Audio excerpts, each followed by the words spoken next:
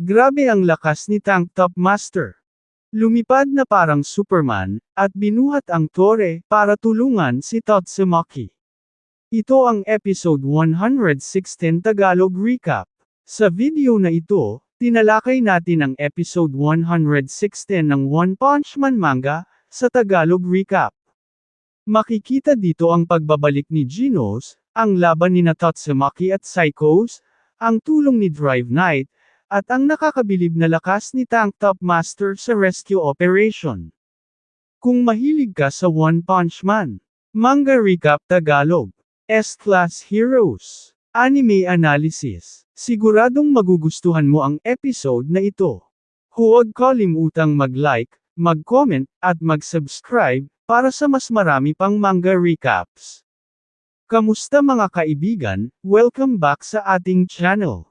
Ito na ang episode 116 ng manga series na ito. Huwag na nating patagalin pa, simulan na natin. Noong huling episode, dito tayo nagtapos.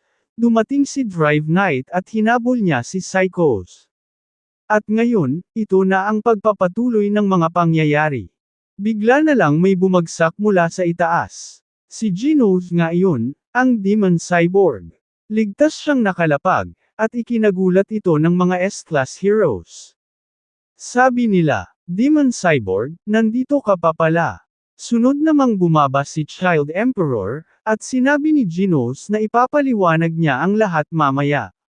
Sa kabilang banda, si Tatsumaki ay pinipigilan ng boss ng mga halimaw, gamit ang isang napakalaking barrier. Halatang nasa sukdulan na ang lakas ni Tatsumaki, pero kahit ganoon, biglang dumating si Drive Knight, upang tumulong sa laban. Muli namang bumalik si Genos, upang suportahan silang dalawa. Sinabi niya sa iba pang S-Class Heroes na kailangan niya ang tulong ng dalawa, para matapos ang laban. Biglang lumipad muli si Genos. Kasabay nito, biglang nawala si Atomic Samurai. Sinabi niyang hindi ito ang tamang oras para umatras, kahit alam niyang out of range ang kalaban para sa kanyang espada. Gayunpaman, sinubukan pa rin niya, isang huling atake, gamit ang kanyang espada. Sa kabilang panig naman, naroon sina Iayan at Buta, kasama ang pribadong grupo ng hari. Isa-isang pinuksa ang mga halimaw, ligtas silang lahat.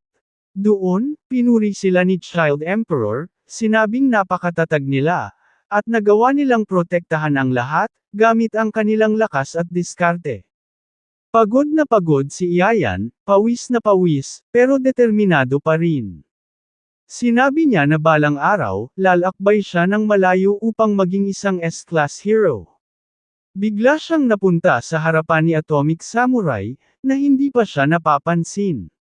Sinabi ni Atomic Samurai na sobrang layo ng kalaban at hindi niya maabot. Ngunit nang mapansin niya si Iayan na nanghina si Iaban, pero nakangiti pa rin ito. Ngumiti si Atomic Samurai, inabot ang kamay niya at sinabi, "Magaling ang ginawa mo." Tinulungan niya si Iayan na tumayo. Samantala, bumalik ang eksena kay Tank Top Master, na walang kahirap-hirap na binuhat at inangat, ang napakalaking bato upang iligtas ang mga sibilyan. Nagulat ang ibang heroes, dahil hirap na hirap silang igalaw iyon kanina.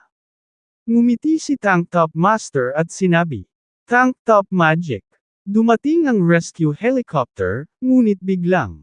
Isang shockwave ang pumihil sa kanila. May invisible barrier pala. Nataranta ang piloto at agad umatras. Napagtanto ng mga heroes na ang laki ng barrier, ibig sabihin, nandyan si Tatsumaki, at nasa matinding panganib ang sitwasyon. Tinanong ni Tank Top Master si Lightning Max, kung nasa tore si Tatsumaki. Sumagot ito ng oo. Agad na nagpasya si Tank Top Master. Sinabi niya kay Mumen Rider na ipagpatuloy ang rescue habang siya ang baalang tumulong kay Tatsumaki. Sa isang iglap, nilundag niya ang napakalaking tore. Binuhat, hinayla, at ibinato niya ito na parang wala lang. Lumipad siya sa ere na parang Superman. Napatulala ang lahat ng heroes.